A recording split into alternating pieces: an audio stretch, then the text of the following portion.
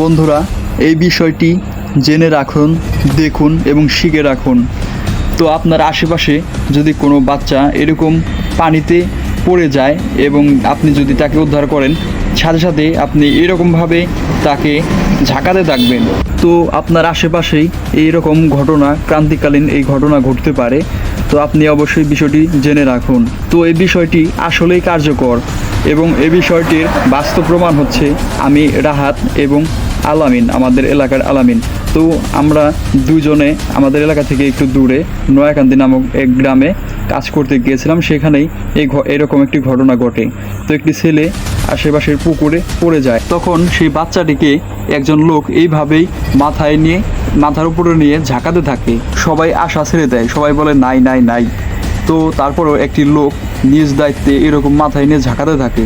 তো দীর্ঘক্ষণ ঝাঁকানোর পরই সে সফল হয়, বাচ্চাটিকে নতুন একটি জীবন দানে সক্ষম হয়। তো কখন কার সাথে কি ঘটে বলা যায় না এবং সবাইকে এই বিষয়টি জানতে ও শিখতে অবশ্যই গুরুত্ব দিয়ে এখন এই ভিডিওটি শেয়ার করে দিন।